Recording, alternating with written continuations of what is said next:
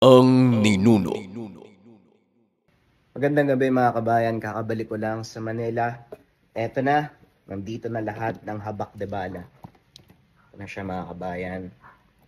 Dumaan yung mahal na araw na nasa Antingeros del Negros to. Kaya sobrang goods nitong habak de bala.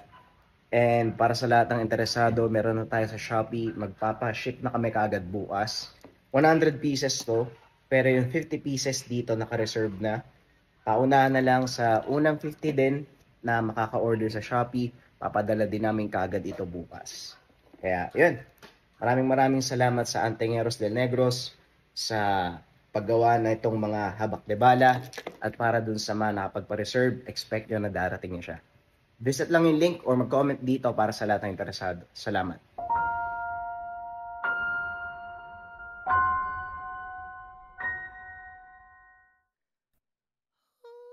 Ang kwentong ito ay hango sa totoong buhay. Mula ito sa isa nating kabayan na itago na lang natin sa pangalang Dindo. Walang eksaktong taon, probinsya ng Romblon. Nang mga panong ito, naninirahan sa isang maliit na bayan sa probinsya ng Zamboanga itong si Dindo. Pangingisda ang pangunahing hanap buhay ng pamilya. At kung minsan ay dumadayo pa sila sa ibang lugar upang mangisda o hindi kaya naman manguha ng ibang lamang dagat.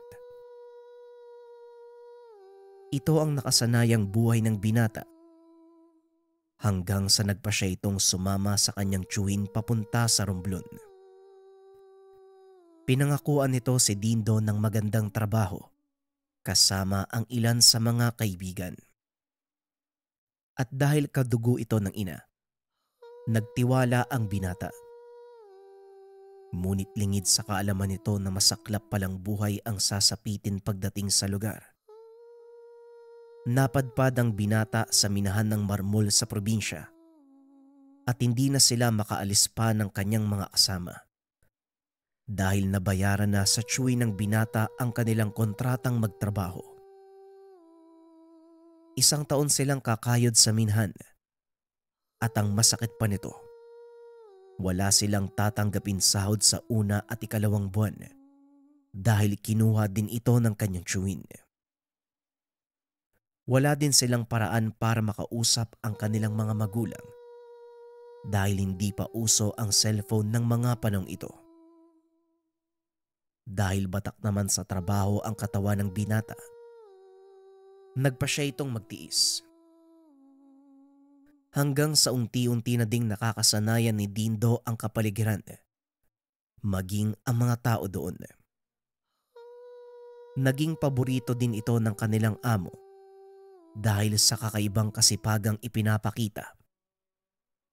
Sa kasamaang palad ay hindi kinaya ng dalawa niyang kaibigan ang pagod.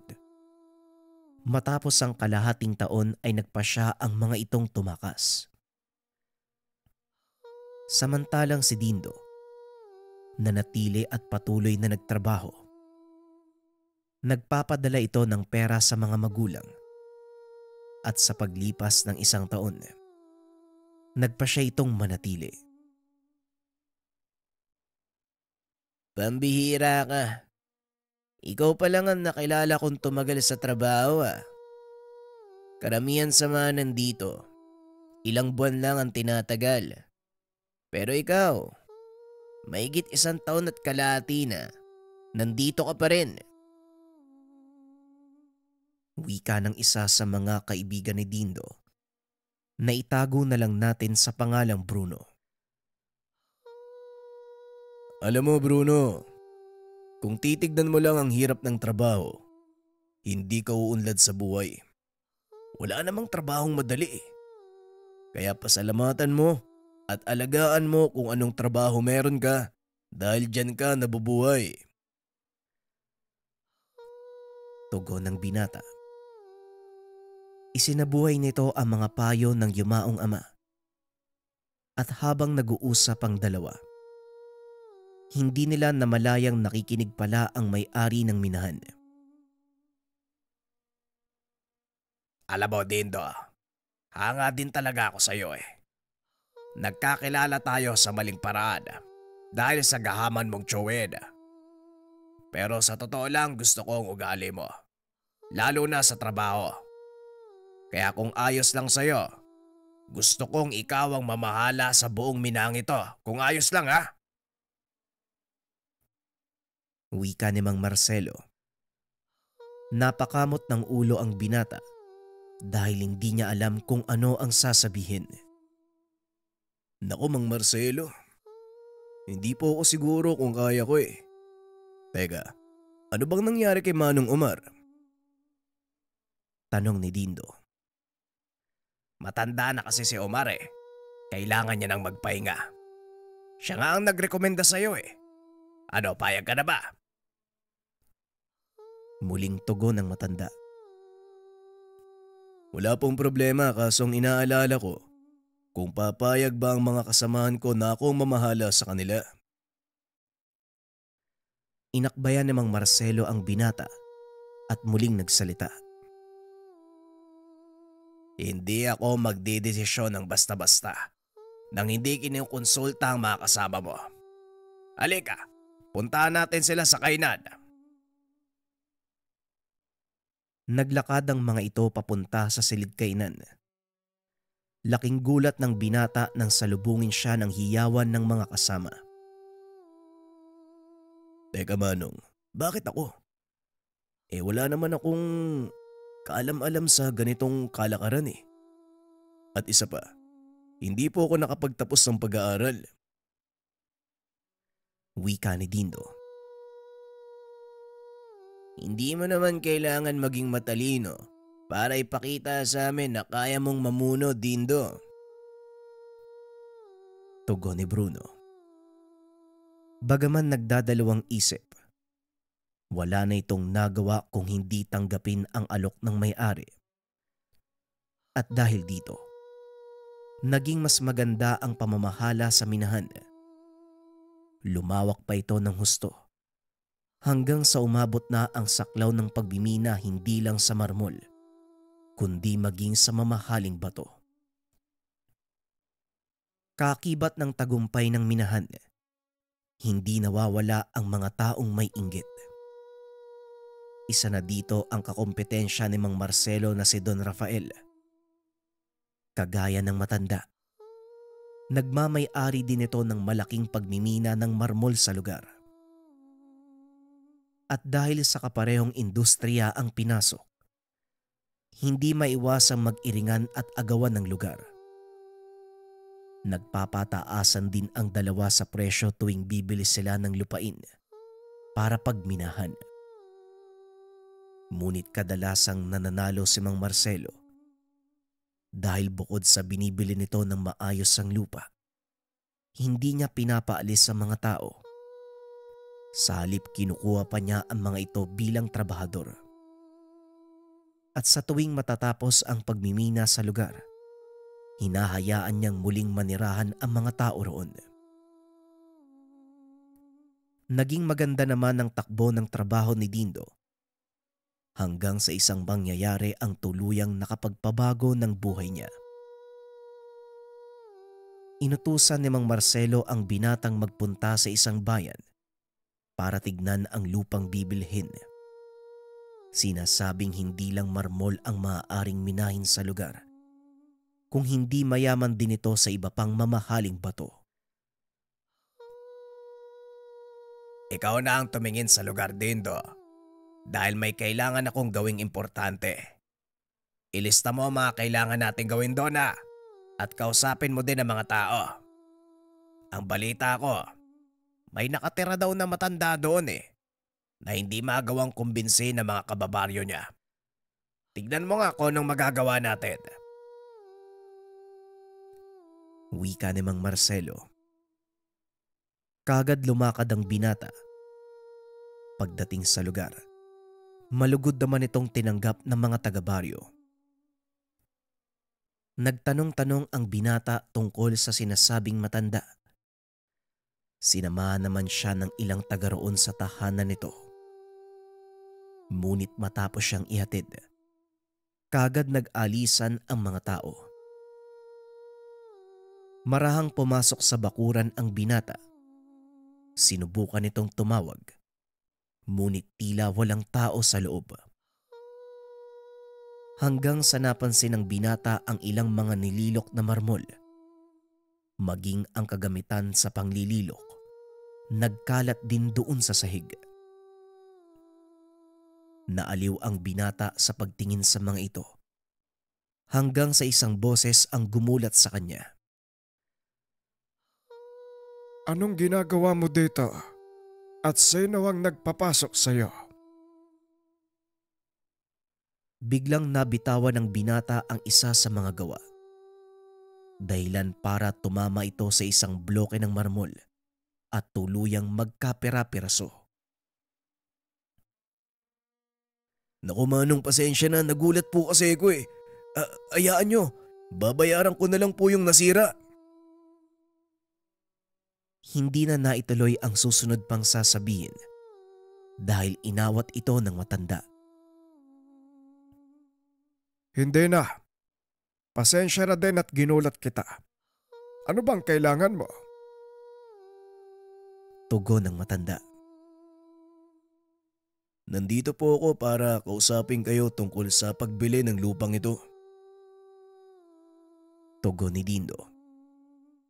Napailing ang matanda at medyo natatawa nang marinig ang sinabi nito. Ay nako. Marami na kayong nagpunta dito, bata. Hindi ikaw ang unang nakiusap. Pero halika muna. Paniguradong pagod ka eh. Kaya kumain ka. Tamang-tama. May nakuha akong murang buko. Wika ng matanda. At habang kumakain, sinalaysay ni Dindo ang dahilan ng pagpunta. Nakinig naman ng matanda. Napagtanto ng binata na wala namang problema. Hindi naman po kayo papaalisin sa lupa. Yun nga lang, kakailanganin ninyong lumikas ng panandalian dahil titibagin po namin ang burol sa gawing likuran ng tahanan nyo. Posible po kayong bagsakan ng mga malalaking bato kung sakali eh. Pagpapaliwanag ni Dindo. Ay, ganun ba? Bueno, tapos ka na bang kumain, iho? Halika, pumunta tayo sa burol na sinasabi ko at ipapakita ko lang ang dahilan kung bakit hindi itinutuloy ng mga naunang bumili sa lugar ang pagmimina. Wika ng matanda. At habang nasa daanan ay nagpakilala ito. Si Abraham. Simula pagkabata ay naroon na siya. Ni minsan hindi nito sinubukang umalis sa lugar. Ayon din kay Mang Abraham. Maging ang mga ninuno niya. Dito rin nakatira nung nabubuhay pa ang mga ito. Sa kasamaang palad, siya na lamang mag-isa ang naiwan. Ang ilan ay piniling mamuhay sa syudad. Ngunit bilang katutubong negrito, pinili ng matanda, ipreserba ang kultura ng kanyang pinagmulang lahi. Kung titignan si Mang Abraham, hindi masasabing galing siya sa mga negrito. Napakatangkad nito. Katamtaman ng kulay ng balat. Matangos din ang ilong. Mahaba ang puting balbas na sinamahan pa ng napakahabang tuwid na buhok. Malayo sa kadalasan na deskripsyon ng mga katutubong negrito. Hindi na nagtanong pa si Dindo tungkol dito dahil hindi naman ito ang totoong pakay niya. Ilang sandali pa, narating na ng dalawa ang sinasabing burol na bahagi ng nabiling lupa ni Mang Marcelo. Wala namang nakitang problema ang binata, ngunit lingid sa kaalaman nito na ang totoong panganib hindi masisipat mula sa ibabaw ng lupa, Naglakad pa ang dalawa. Nakita ang malaking yungib sa mismong burol. Hindi marmol ang nasa ilalim ng kuwebang ito, kundi mga batong igang. Delikado ang mga batong ito, lalo na sa mabibigat na makinaryang gagamitin nyo sa pagbimena. Sandali lang, magsisindi ako ng sulo. Wika ng matanda. At nang makapagsindi ng sulo, naglakad ito papasok ng kuweba. Dito tumambad sa binata ang napakalaking malalaking banga. Ang ilan ay buo pa. Ang ilan naman ay nagkandabasag na. Nanlaki mga mata ni Dindo nang makita kung ano ang laman ng malalaking banga. Mga bangkay ito ng tao, mga Brahma. Bakit napunta ang mga yan dito? Tanong ng binata. Sinaunang libingan ang lugar na ito, iho. Maniwala ko hindi. Ito ang kaisa-isang lugar na hindi ka makakakita ng marmol. Halos lahat ng bundok sa paligid ng burol na ito mayaman sa marmol, maliban sa bahaging ito ng bayan. Tugon ng matanda. Ang buong akala ng binata ay nililin lang siya ni Mang Abraham. Naramdaman ng matanda na walang tiwala sa kanya si Dindo. Teka Manong, mukhang malalim na ang pinasukan natin . Kaya pa ba ng dala mong sulo? Tanong ni Dindo. Huwag kang mag-alala. Hindi natin kakailanganin ng sulo sa pupuntahan natin. Tugon ni Mang Abraham. Ilang sandali nga ay tumambad sa binata ang tila sentro ng yungib. May malaking butas sa gitna. Nang tumingala ito ay nakita nila ang langit. Inikot ni Dindo ang tingin sa paligid. Napansin ang makapal na lumot sa dingding ng kuweba. Palatandaan ito na hindi nga marmol ang nasa gitna ng burol. Kung walang marmol dito, bakit pinag-aagawan ng mga mamumuhunan ng lugar na to? Tanong ni Dindo. Sa nakikita ko sa'yo, mulat ang isipan mo sa mga bagay-bagay. Kaya sasabihin ko ang totoong sekreto ng lugar na ito. Pero ipangako mo na wala kang ibang pagsasabihan. Tugon ni Mang Abraham. Tumangulang si Dindo bilang pagsang-ayon. Ilang sandali pa ay may tinuro sa kanya ang matanda. Nagulat ang binata dahil nang hawiin ni Abraham ang lumot. Tumambad kay Dindo ang makikinang mga mamahaling bato. Kaya naman pala, may nakatuklas pala ng yaman ng lugar na ito. Pero batay sa struktura ng pader ng yungib, delikado ang pagtatrabaho mula sa itaas. Hindi rin pwedeng bungkalin mula sa loob dahil pwede itong gumuho. Ngayon nauunawaan ko na. Wika ng binata. Kagad na itong nag-aya palabas ng yungib. Nasorpresa naman si Mang Abraham sa naging asal nito. Pagdating sa tahanan, hindi nag-atubili ang matandang magtanong. Nakakapagtaka. Hindi ka nabubulag sa mga mamahaling bato. Bakit? Ayaw mo bang yumaman? Tanong ng matanda. Tumawa ng malakas ang binata at sinagot ang tanong. Yumaman, Manong. Talaga bang tatanungin mo ko ng ganyan? Wala po sa bokabularyo ko ang salitang yumaman. Simpleng buhay lang yung gusto ko . Ayoko magkaroon ng sobra na kaya kong ilagay sa bulsa ko. Nakakasira ng pagkatao yun. Wika ng binata. Napailing lang ang matanda dahil hindi nito lubos akalain na ito ang isasagot ni Dindo. Paano yan? Marami rin ang naghahabol sa lugar na ito. Hindi lang kayo ang nagsumite ng papeles sa munisipyo. Pagdalaman ng iba na hindi nyo ginalawang lugar, pag-aagawan nito. Wika ng matanda. Ngunit iba ang nasa isip ni Dindo. May plano po ako, Manong eh. Hindi namin gagalawin ng yungib. Papatagin namin ang paligid para gawing sakahan. Alam ko magiging malaking tulong to para sa inyo. Ako nang bahala. Huwag kayong mag-alala sa pagkakataong ito. Kakampi niyo ako. Matapos makipag-usap, nagpaalam na si Dindo para bumalik sa bayan. Ngunit bago pa man ito umalis, isang maliit na supot ang binigay sa kanya ng matanda. Tanggapin mo ang munti kong regalo. Naway magamit mo ito sa buhay mo sa hinaharap.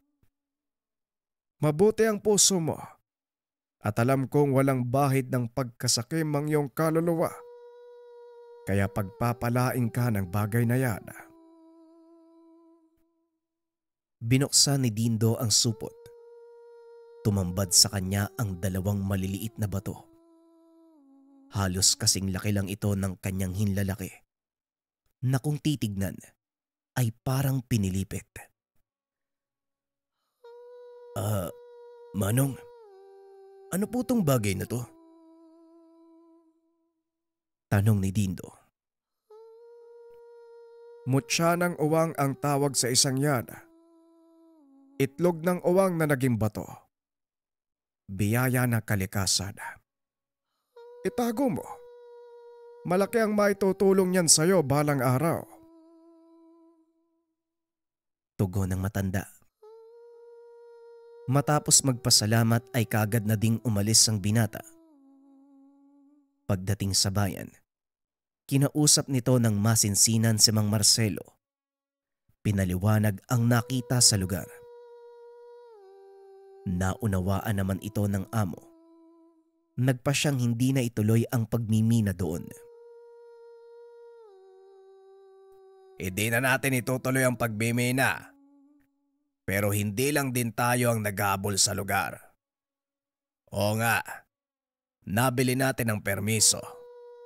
Pero babawiin ng gobyerno ang karapatan natin kapag nakitang hindi ginalawang lugar. Pag-aagawan pa din ito ng mga gahaman, Dindo. Wika ng amo. Inilahad ng binata ang kanyang plano. Laking gulat nito. Sumang-ayon ang matanda sa gusto niyang mangyari. Kung papayagan niyo po, Manong, papatagin ko ang lugar at gagawang taniman ng mais. O hindi kaya naman saging. Nang sa ganon, hindi na mag-abala yung iba na agawin pa sa atin yung lupa. May naipon naman na akong halaga eh. Kaya bibiling ko na ng tuluyan ang karapatan ng lupaing iyon sa munisipyo. Tugon ni Dindo. Kung pera lang pala ang pag-uusapan, wala ka namang dapat alalahanin, Dindo. Ay wag mo nang galawin yung ipon mo. Ako na mismo ang bibili nun para sa'yo. Isa pa, pangarap ko din magkaroon ng malaking taniman ng mais. Bueno, bukas sa bukas din, lakarin mo ito sa munisipyo. Wika ni Mang Marcelo. Hindi inakala ng binata na ganon ang magiging tugon ng matanda. Dahil ang pagkakakilala nito sa kanya, isang kapitalista na ang iniintindi lang, kumita ng pera. Kinabukasan kaagad nilakad ng binata ang mga papeles para tuluyang mabili ang karapatan sa lupa. Habang nasa munisipyo, dumating ang isa sa mga tauhan ng kakumpetensya ng kanyang amo. Hindi ba ikaw yung tauhan ni Marcelo? Balita ako, kayo yung nakakuha ng permiso sa pagbimina doon sa kabilang baryo. Ano? Kailan nyo sisimulan ng pagsasayang ng krudo? Tanong ng lalaki na ang pangalan ay Ignacio. Abogado ito ni Don Rafael at kagaya ng kanyang amo, may kataasan din ang tingin nito sa sarili. Magandang umaga sa iyo, Ignacio. Siguro sa susunod na linggo na ako magsisimulang magsayang ng krudo doon sa lupa namin ng amo ko. Ikaw ba? Anong ginagawa mo dito? Tugon ni Dindo na medyo nang aasar. Wala naman. Maghahain kami ng petisyon para makuha namin sa inyo ang karapatan sa pagbimina doon sa lugar. Sa nakikita ko kasi, kulang yung mga kagamitan para mapakinabangan yung marmol sa loob ng burol na yon. Wika ng abogado. Ilang sandali lang, lumabas na ang sekretarya ng mayor. Inabot kay Dindo ang mga papeles. Yun lang. Hindi na mangyayari yun eh. Dahil hawak ko na ngayon ang mga papeles, katibayan na nabili ko na. Nabili ko na ang karapatan sa lupaing sakop ng kabilang baryo. Sa makatuwid, wala na kayong magagawa pa dahil ako na ang may-ari ng lugar. Tugon ni Dindo sabay alis.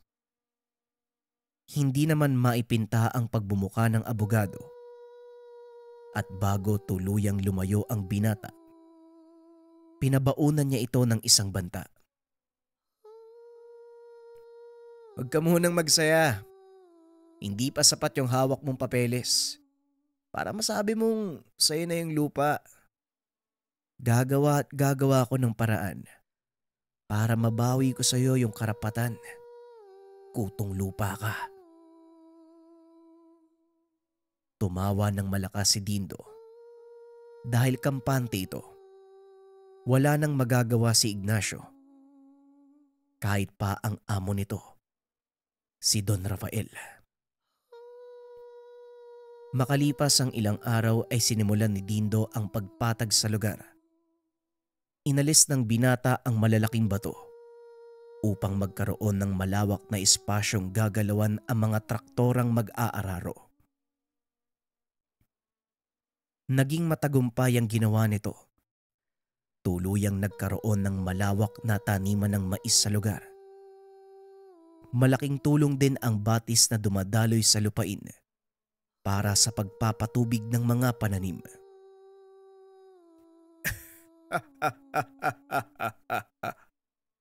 Ginulat mo talaga ako, Dindo ah. Hindi ko akalaing ganito ang gagawin mo sa lupang ito. Pero maraming salamat sa iyo dahil binigyan mo ng pangkabuhayan ng mga tao dito ha. Wika ni Abraham. Naging maganda ang ani ng mais sa lugar. Tuloy-tuloy na ang magandang produksyon ng binata. Ngunit kagaya ng sinabi ni Ignacio, hindi ito tumigil sa paggawa ng paraan para makuha lang ang lupa. Isang umaga, habang nag-iikot sa taniman, napansin ni Dindo ang dalawang kataong naguhukay. Dali-dali niya itong pinuntahan upang tanungin. Teka, anong ginagawa niyo dito? Sino ang nagbigay ng permiso sa inyo para maghukay? Tanong ng binata. Mga tauhan kami ni Don Rafael. Kaya kung ayaw mong mapahamak, umalis ka na dito. Hayaan mong gawin namin yung pinag-uutos sa amin. Wika ng isa sa mga kalalakian. At bakit naman? Ano bang inutos sa inyo ni Don Rafael? Hindi niyo ba alam? Pagmamay-ari ni Mang Marcelo ang lupaing ito. Tugon ni Dindo. Wala kaming pakialam kung kaninong pagmamayari yung lupang to. Sinusunod lang namin yung utos ng Don. Baka ikaw yung hindi nakakakilala sa kanya. Tugon ng lalaki. Sa puntong iyon, alam ni Dindo na magkakaroon ng malaking kaguluhan dahil kahit anong paliwanag nito sa dalawang kalalakian, walang balak na tumigil ang dalawa. Akmang iiwan ng binata ang dalawa nang biglang dumating si Mang Abraham. Walang kwentang makipagtalo sa mga yan. Hindi sila makikinig kung hindi mo gagamitan ng kamay na bakal, Dindo. May mga pagkakataon, magandang makipag-usap lang. Pero may mga pagkakataon din na kailangan mong gumamit ng kamay na bakal. Wika ng matanda. Naglakad ito papunta sa dalawang lalaki at nagsalita. Kayo ba? Hindi ba kayo nakakaintindi? Pagmamay-ari ito ng ibang tao. Kaya itigil niyo ang paghukay at umalis na kayo sa lugar na ito. Wika ng matanda. Nag-angat ng tingin ang isa sa mga kalalakian at lumapit kay Mang Abraham. Talagang matigas yung ulo niyo, no? Hindi ba kayo nakakaintindi sa sinabi ko kanina? Si Don Rafael ang nag-utos. Wala siyang pakialam kung sino ang nagmamay-ari ng lupang to. Makukuha ng Don ang gusto niya. Natawa ng husto si Mang Abraham. Umabot pa sa punto. Napagulong ito sa lupa kakatawa.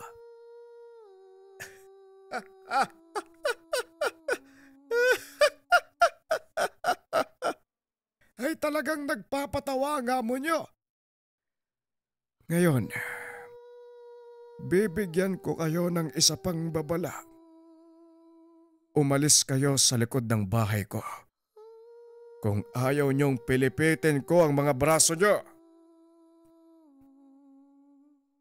Wika ng matanda. Mabilis na nagbago ang reaksyon ng mukha nito. Mula sa nakangiti, naging seryoso. Talaga bang tinatakot mo kami? Anong magagawa mo? Gurang ka na. Sige nga, tignan nga natin yung yabang mo. Tugon ng isa sa mga lalaki. Ngunit laking pagtataka ni Dindo. Nanatiling nakaupo si Mang Abraham sa lupa. Nakatingin lang ito sa dalawang lalaki. Nang sabay na dumugo ang ilong ng mga ito at unti-unting namilipit ang mga braso. Pinagmamasdang mabuti ni Dindo ang matanda. Ni hindi ito kumikilos. Patuloy lang itong nakatitig sa dalawang lalaki. Ano nga uli yung tanong nyo? Anong magagawa ko? O tignan nyo. Tignan nyo ang nangyayari sa inyo. Kayo na mismo ang sumagot. Wika ng matanda. Hindi makakilos ang dalawang kalalakian. Nagmakaawa ang mga ito kay Abraham na ihinto ang kanyang ginagawa. Pakiusap po. Pakiusap po, Manong. Itigil mo na. Aalis na kami. Tama na. Hindi na namin kaya. Tugon ng isa sa mga kalalakian. Kagad namang itinigil ng matanda ang pagtigalpo. Umalis na kayo. Ayoko nang makita kahit ang mga anino nyo. Sabihin nyo kay Don Rafael, hindi niya makukuha ang sagradong lupaing ito. Wika ni Mang Abraham. Kagad nagpulasan ang dalawang kalalakian habang iniinda ang mga nabaling braso. Samantalang si Dindo naman, walang kaalam-alam sa kung ano ang ginawa ng matanda. Manong, pasensya na po ha. Pero ano po bang nangyari dun sa dalawa? Bakit po nabali yung braso ng mga yun? Wala naman po kayong ginawa. Nakaupo nga lang po kayo eh. Tanong ni Dindo. Sabihin na lang natin na ganon ang paraan ko sa pagpapalayas ng mga hindi ka nais-nais na tao sa likod ng bahay ko. Halika na! Paniguradong malamig na yung tinolang manok eh. Nga pala, nag-aantay ang amo mo doon sa bahay. Kaya bilisan mo na dyan.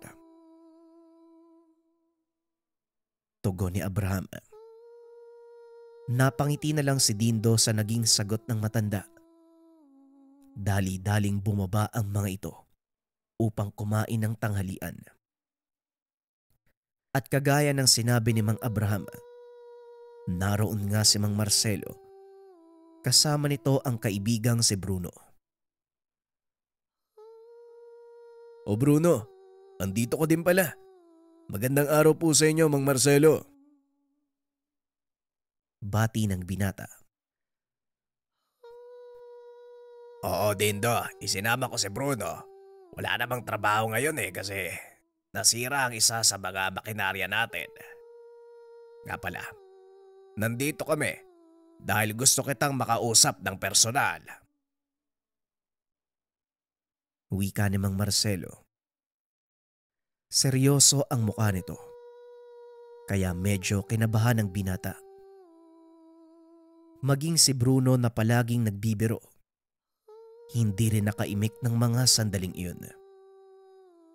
At para mawala ang kaba ni Dindo, biglang tinapik ni Mang Abraham ang balikat nito. Kumain na tayo. Nagugutom na ako eh. Wika ng matanda sabay upo sa mesa.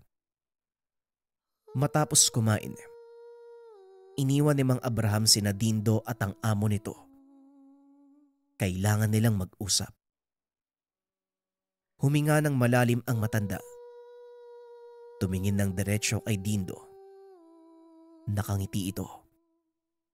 Bahagyang napansin ng binata ang pangingilid ng luha sa kanyang mga mata.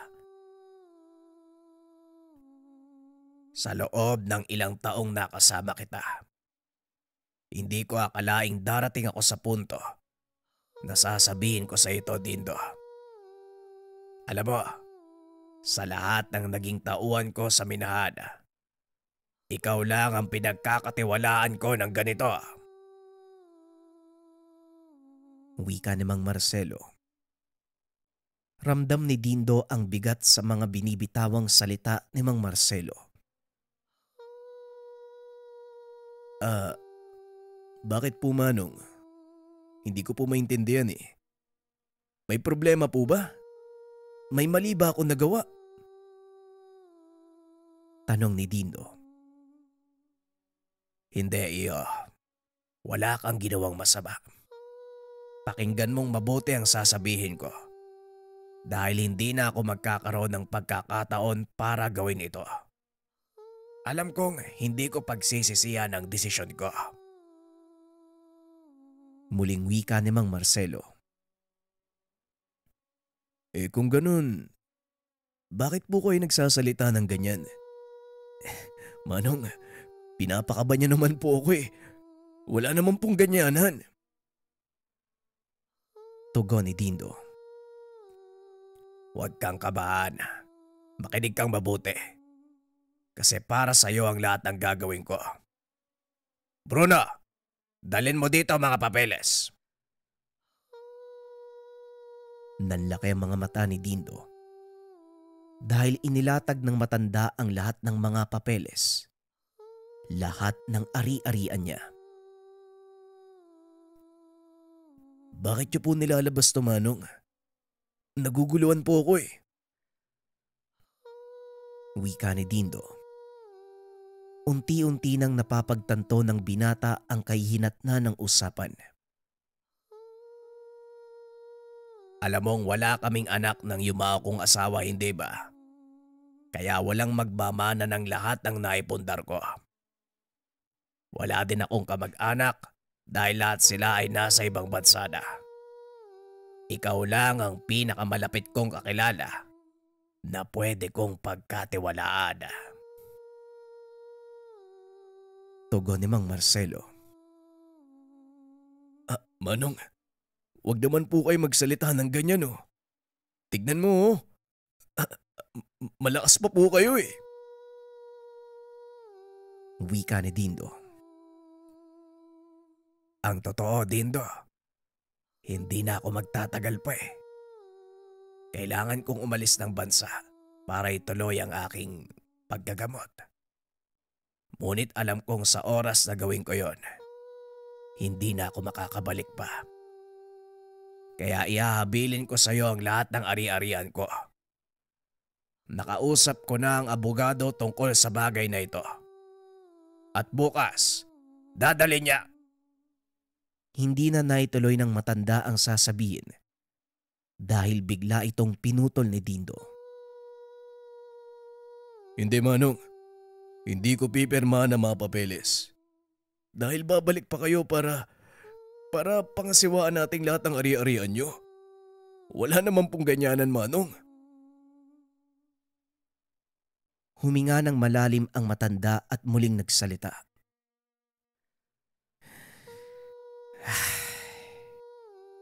Sana nga ganun lang kadali ano.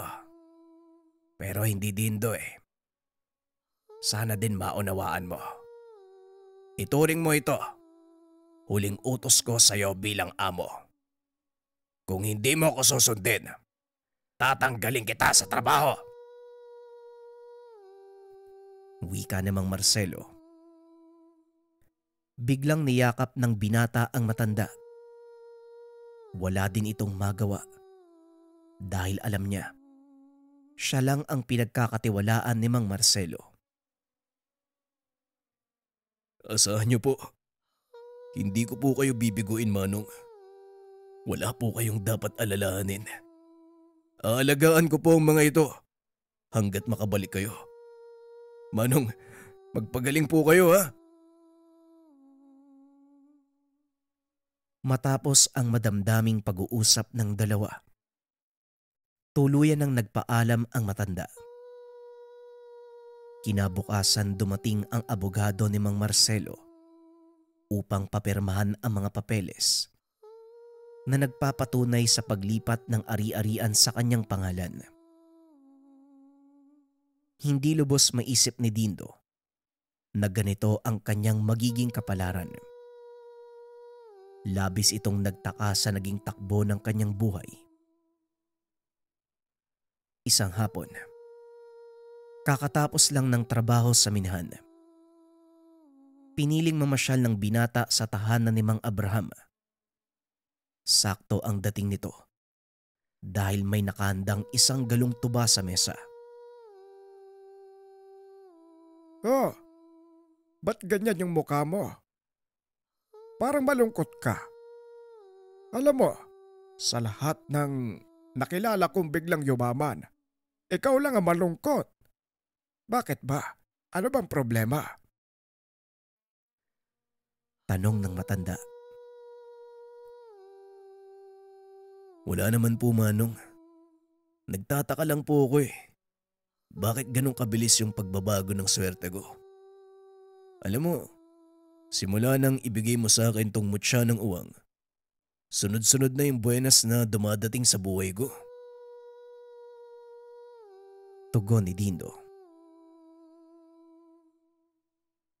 Alam mo, Dindo, hindi ko sasabihin sa'yo ang ganong mga bagay kung hindi ito totoo. Marami ka pang hindi nauunawaan sa mundo.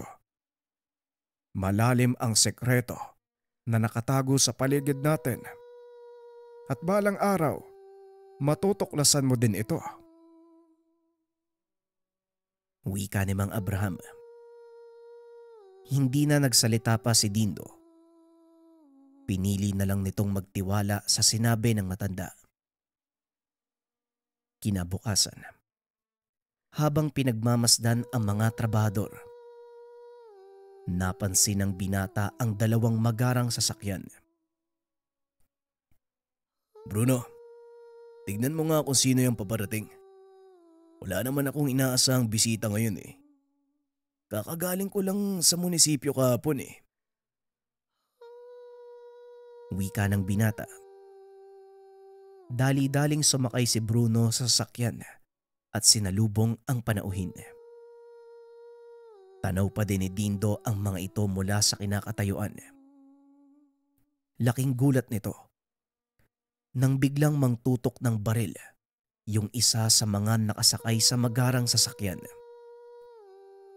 Dali-daling bumaba ang binata sa burol gamit ang kanyang motor. Ngunit huli na ang lahat.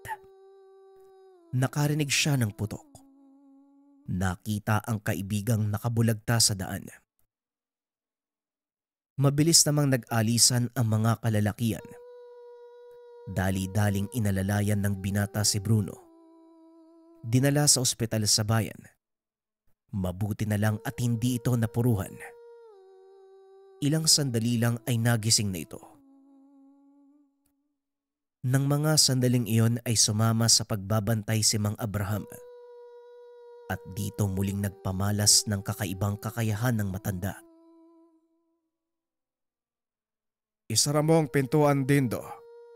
Dahil walang dapat makakita ng gagawin ko. Wika nito. Dali-dali namang sinara ng binata ang pintuan. Paglingon nito sa matanda, binuksan nito ang benda ng sugat ni Bruno. Dahan-dahang lumapit si Dindo para tignan ang ginagawa ni Mang Abraham. Marahan nitong tinanggal ang tahi ng sugat. Habang ginagawa niya ito, nagbubulong ang matanda. Nang matapos tanggalin ang mga tahi, inilapat nito ang palad sa sugat. Diniin habang nakatingala at nakapikit ang mga mata. Nanginig si Bruno. Akmang aawatin sana ni Dindo si Mang Abraham, ngunit hindi ito makalapit. Ilang sandali pa ay tumigil sa panginig ang katawan ng kaibigan. Inalis na ng matanda ang kanyang kamay. Nanlaki mga mata ni Dindo nang makitang nawala ang sugat ni Bruno. Inilahad ni Mang Abraham ang palad. Hindi makapaniwala si Dindo na lumipat dito ang sugat ng kaibigan. Unti-unti itong natuyo hanggang sa maghilom. Biglang nakaramdam ng takot si Dindo sa matanda. Lalo pa nang mapansin ito ang nagbabagang marka sa kanyang braso. Anong klaseng tao po kayo, Manong? May sa demonyo po ba kayo? Tanong ni Dindo. Tumawa ng malakas si Mang Abraham. Naupo ito sa tabi ng higaan ni Bruno.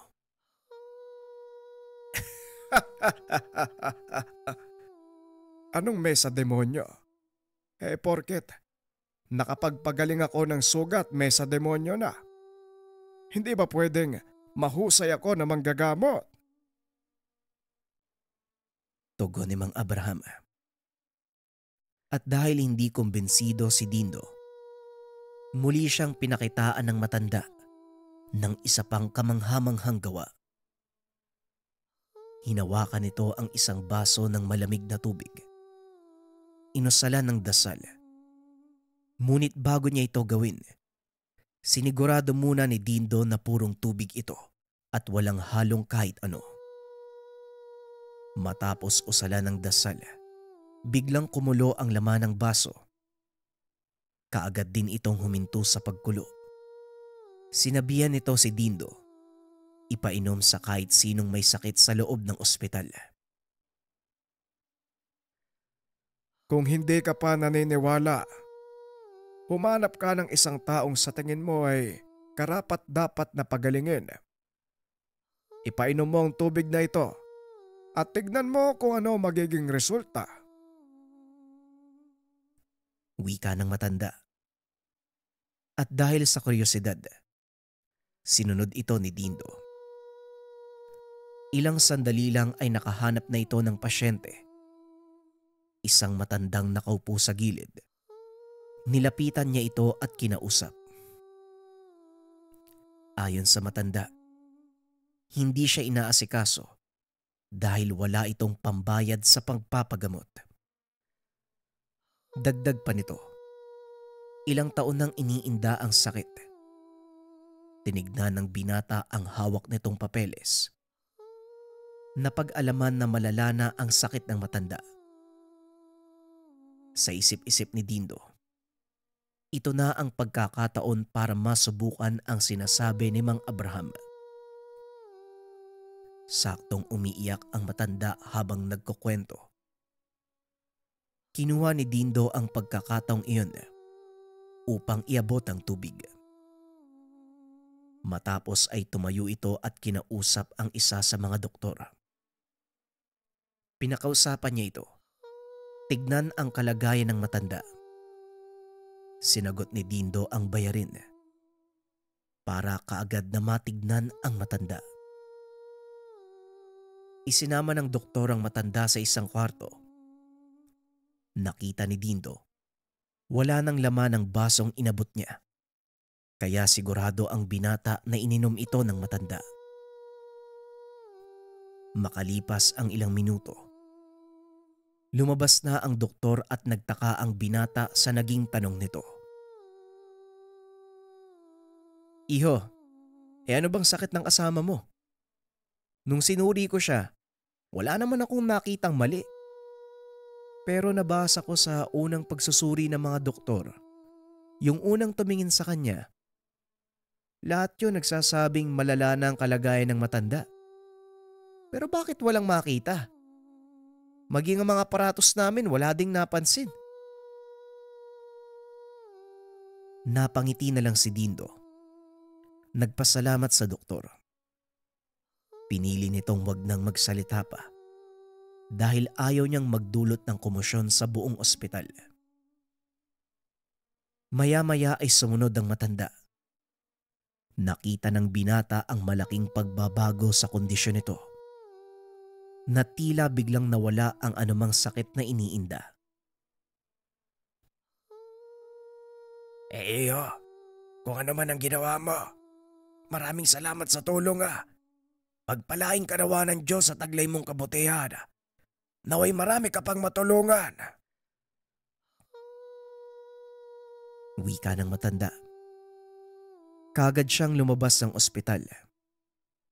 Habang tinitignan ni Dindo ang matandang naglalakad palabas, natanaw nito ang ilang kataong papasok. Nakasuot ng magarang damit ang isa sa mga ito. Pinagigitnaan ng ilan pang kalalakian. Nagsitabihan ng lahat para magbigay ng daan sa mga ito. Dito napagtanto ng binata na ang taong iyon walang iba kung hindi si Don Rafael at kanyang mga tauhan. Dali-daling pumasok sa silid ni Bruno ang binata. Tinignan nito ang kalagayan ng kaibigan. Nakahinga ng maluwag si Dindo dahil maayos na ang pakiramdam nito. Bruno, kaya mo bang maglakad? Kailangan na nating umalis dito. Nakita ko sa labas sina Don Rafael at sigurado kong hinahanap ka nila. Wika ni Dindo. Dali-dali namang tumayo ang kaibigan at inayos ang sarili. Talagang naghahanap ng sakit ng katawan tong si Don Rafael . Sige na, umalis na kayo at ako nang bahala dito. Nga pala Dindo, gamitin mo ang mutsang binigay ko sa'yo. Habang papalabas kayo sa kwarto, hawakan mo ito. Isipin mong walang nakakakita sa inyo. Huwag nang maraming tanong. Bilisan mo na. Magkita tayo sa tahanan. wika ni Abraham. Sinunod naman ito ng binata. Matapos binuksan ng matanda ang pintuan, tumambad sa kanila ang mga tauhan ng Don. Hindi makakilos si Dindo ng mga sandaling iyon, kaya tinapik ni Mang Abraham ang kanyang binti. Marami nitong naglakad palabas. Laking gulat ng binata dahil hindi siya nakikita ng mga kalaban. Tuloy-tuloy lang ito sa paglalakad. Samantalang ang mga tauhan ni Don Rafael pumasok sa kwarto upang kumprontahin ng matanda. Imbis na tumuloy sa pagtakas, nagpa siya ang dalawang manatili upang panoorin ang mangyayari. Maya-maya pa dumating si Don Rafael at ang abogado nitong si Ignacio.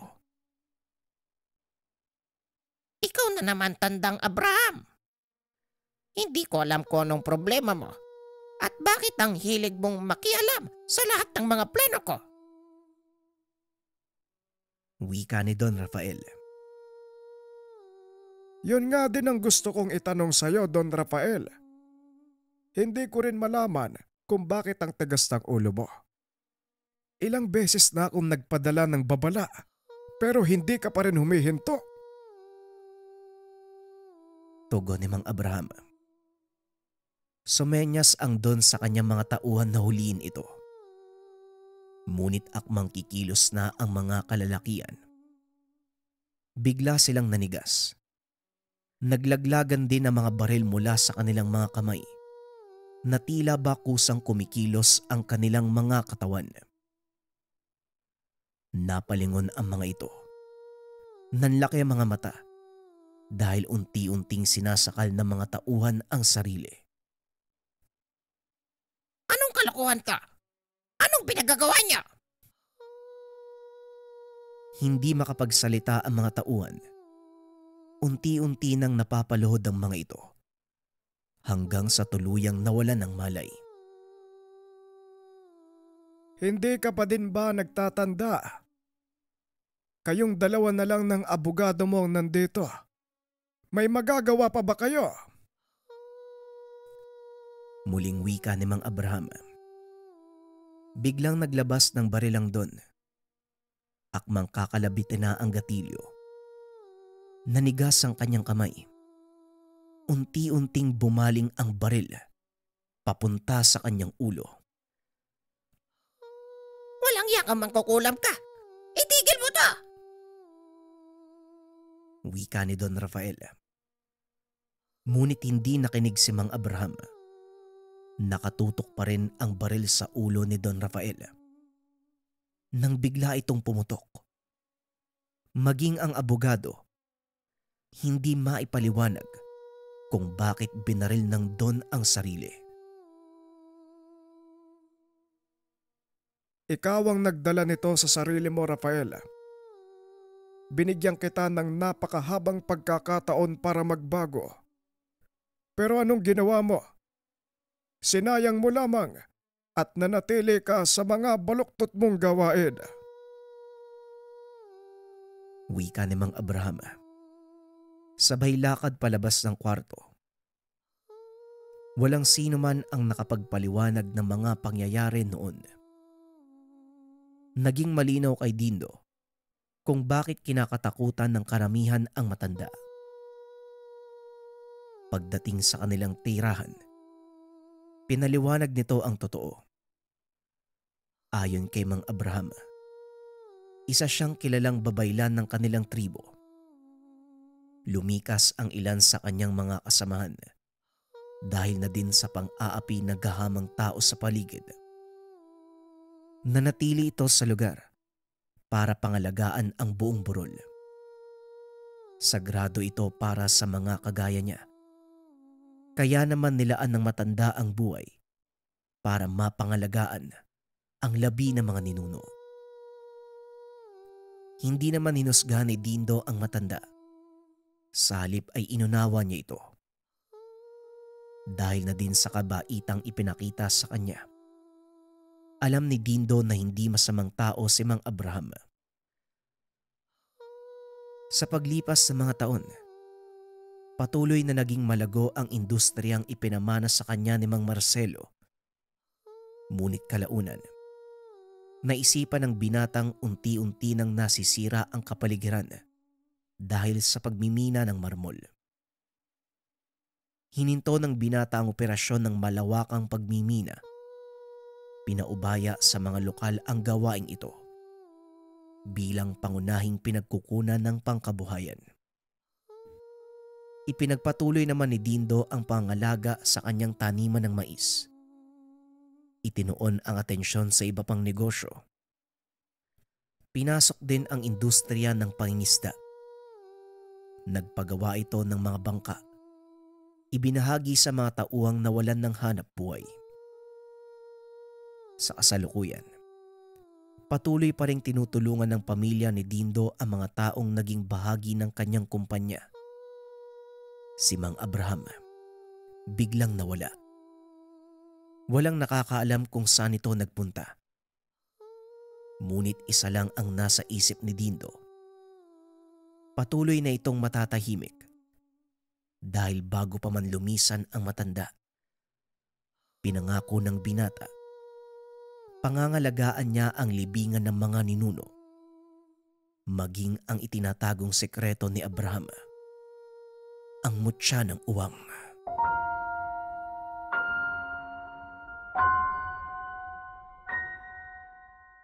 Ang Ninuno.